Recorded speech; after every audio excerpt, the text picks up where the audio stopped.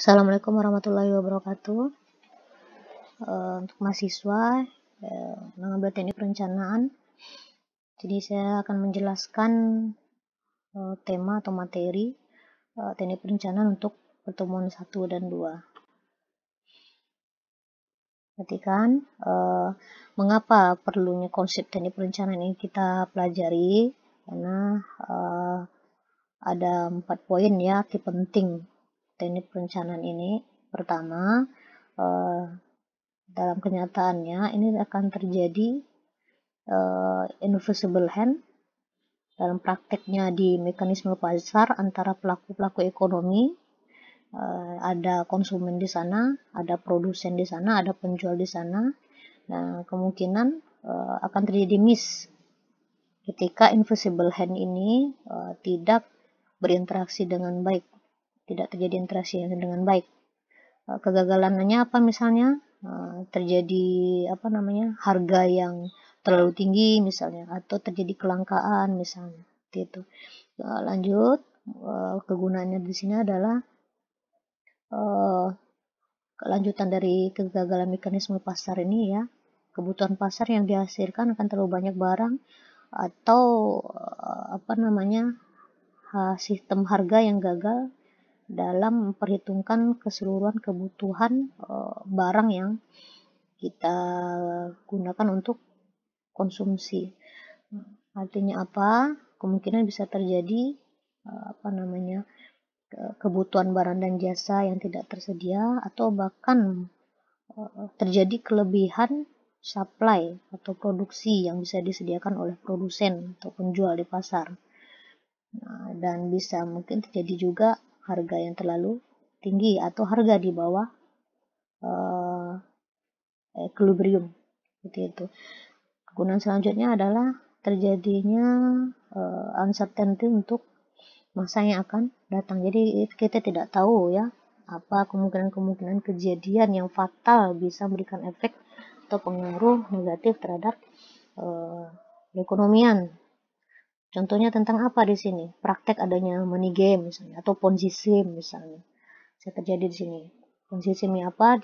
Contohnya misalnya praktek investasi yang ternyata tidak bernilai atau bodong ya, kita pahami di sini. Nah, ini kan bisa berefek kepada terjadinya kegagalan dalam pasar uang, pasar modal, seperti itu. Ya, selanjutnya untuk mengarahkan kegiatan pembangunan agar terjadi sistem perekonomian yang berikan efek positif kepada seluruh pelaku ekonomi.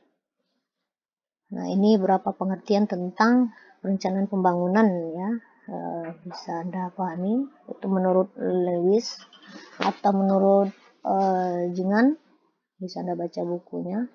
Tapi intinya di situ apa? Bahwa perencanaan pembangunan itu merupakan alat untuk pengendalian atau pengaturan perekonomian untuk jangka waktu tertentu. Menurut Todaro juga ada dijelaskan di sini, atau menurut undang-undang juga ada dijelaskan.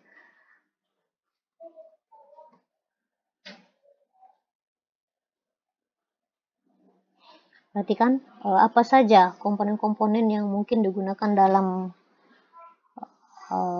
bidang ilmu perencanaan ini, teknik perencanaan ini. Satu, adanya agen ya, agen utama di sini, yaitu pemerintah sebagai pengendali atau pengatur proses inti dari perencanaan.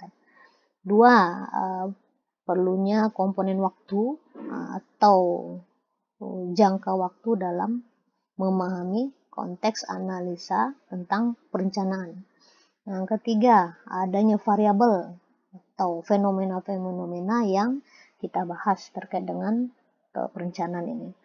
Terakhir, adanya sasaran. Sebenarnya visi misi ya. Di ujungnya di sini adalah sebenarnya kalau kita pahami dengan bahasa keseharian kita ini adalah adanya sasaran akhir dari perencanaan itu apa. Itu komponen-komponennya. Oke. Perhatikan di sini. Jenis perencanaan itu apa saja? Ada 3, perencanaan jangka panjang, jangka menengah, jangka pendek. Nah, jadi konteks pembahasan Anda itu di mana, nah itu harus ada starting point-nya ya. Anda membahasnya dari sisi apa. Contoh perencanaan jangka panjang. Apa yang Anda hasilkan di sini misalnya? Ternyata agen yang terlibat di sana, visi misi tujuan itu tertuang dalam suatu dokumen. Namanya di situ apa? RPJP nasional misalnya. Kenapa dikatakan perencanaan jangka panjang? Karena periodenya ini lama ya, 20 tahun. Nah, seperti itu jangka panjang. Dalam jangka menengah apa contohnya? Ini tertuang dalam komponen-komponen perencanaan tadi itu tertuang dalam suatu dokumen RPJMD misalnya. Kenapa disebut jangka menengah? Nah, ini kan periodenya dalam periode 5 tahunan. Seperti itu. Jangka pendek itu seperti apa? Komponen-komponen teknik perencanaan tadi tertuang dalam dokumen apa? Rencana kerja pemerintah. Kenapa dikatakan jangka pendek? Karena ini proses analisanya adalah dalam jangka waktu 1 tahun. Itu contoh-contoh aplikasi penggunaan teknik perencanaan ini.